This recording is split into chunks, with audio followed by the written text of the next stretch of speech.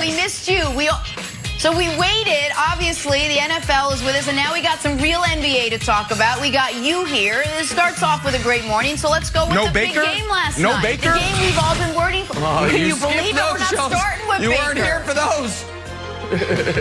Not on NBA opening night. LA versus LA. It's confusing. We call it Lakers and Clippers. Lakers got their rings, but that was the only highlight in this one. 33 points from Paul George for the Clippers.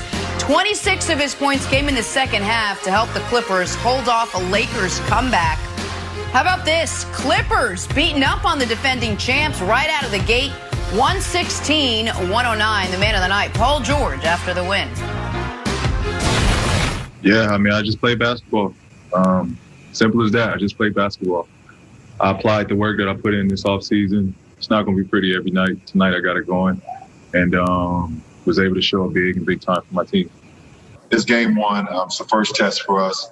We've literally been together for 9 days as a full group. We got some returning guys, but we got a lot of new pieces that's going to play a big role in our success this year. So we look forward to watching the film tomorrow and get better from tonight. All right, Brandon, when you look at last night's game, was this more about the Clippers or the Lakers? Yeah, Nick. So look, when you look at the off-the-court festivities, it was all about the Lakers, rightfully so. And watching the celebration, I just thought about those sacrifices that those athletes had to make to get to that point. It was a beautiful thing. I don't know if I was the only one, but listening to the families introduce and crown their kings last night was pretty powerful, because as a professional athlete, a former professional athlete, all I thought about was those moments of just, when I eating chicken breast and broccoli when I didn't want to. And I know, Jenna, you probably love that, and you're going to get on me later about it, but you don't really like to eat that for 6-7 months in a row. You don't want to, when the family's going on vacation and they're having a good time and having a Slurpee, and you got to have, make sure you get your gallon of water in. I thought about those moments, and I was like, wow, that is awesome. But Nick, when the smoke cleared and the lights turned on, it was all about those Clippers. I don't know if you saw it last night. Did you watch that game?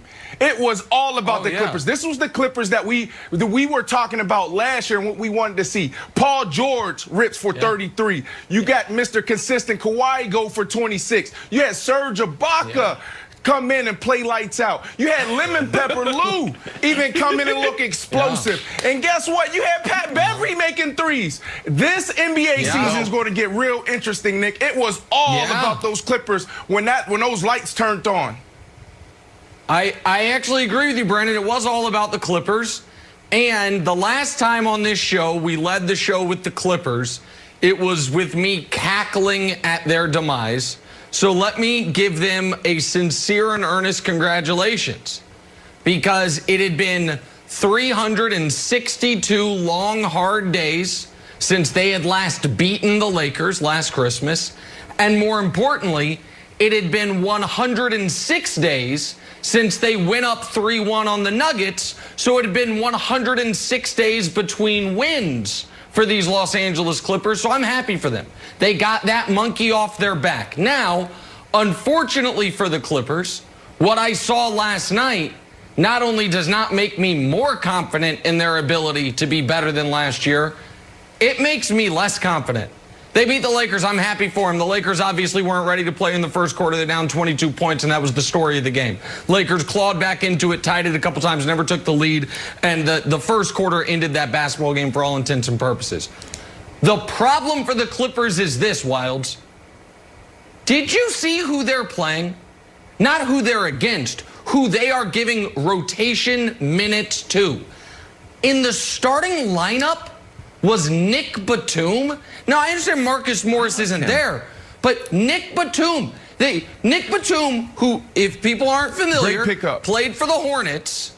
Oh, okay, well, yeah, the Hornets had a lot of Nick Batum experience, and their reaction to that was Gordon Hayward we would like to give you $120 million to play for us. And Nick Batum, we would like to give you $27 million to play for anybody else. See you later. I saw Luke Kennard prominently featured. $16 million per year, newly minted Luke Kennard. He's a significant member of their rotation. You mentioned Pat Beverly.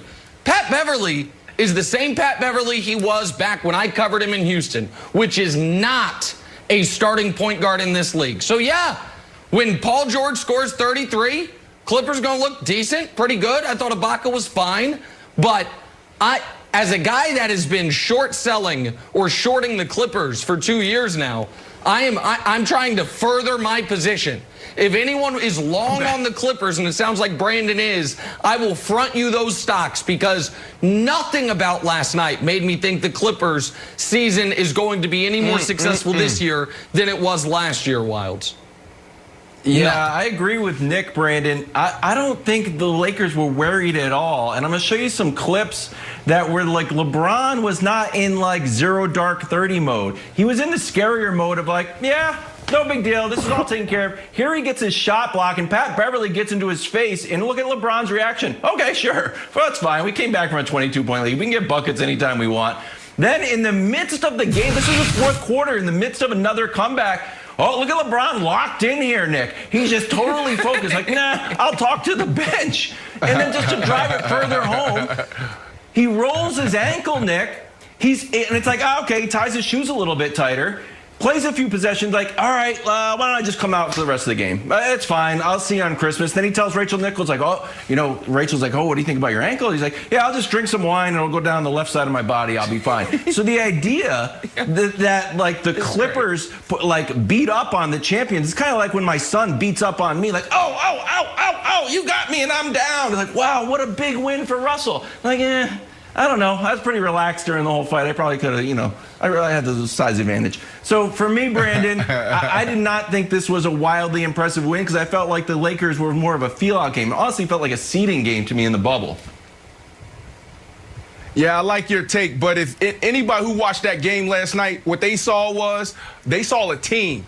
And that was the biggest question mark going into this year with the Clippers. I don't care about what happened last year. It's about what have you done for me lately. And what they did last night, they answered the question. They looked like a team. They were rallying to the floor to help each other up. They looked energetic. They passed the ball. Their rotation was amazing. That was a team last night, and they looked phenomenal. A team whose rotation prominently features Patrick Patterson, Nick Batum, Luke Kennard, one-way player Lou Williams, and one-way player Patrick Beverly. I understand go ahead. Yeah, please. Brandon, yes? Did the Lakers did they have the lead at all? Did the Lakers have the lead at all last night? So you're talking about who they had. They never did. Okay, so with all those guys you named, why didn't they beat them? Why didn't they beat them? It's because they were feeling out the roster, because LeBron didn't play most of the fourth quarter. And you're right. Listen, it was a good win for the Clippers, and I'm happy for them. They led wire to wire, which means the last game the Lakers led in was when they won the championship. So that's going to be the last time they led, and the last time, and the Clippers now have had a fourth quarter lead for the first time since they went up 3-1 on Denver. What have you done for me lately, baby? Involved. The Clip I'm happy Show. for all parties involved, Jenna. Clip Show. I'm happy. Good for them. All right, well, maybe the Lakers can regroup and get their first win against the Mavericks. That's Friday night. Take a turn, talk some Steelers. They've lost 3 straight. So has Juju Smith-Schuster lost his pregame logo dance as a result? It's next. First things first. I think Luke...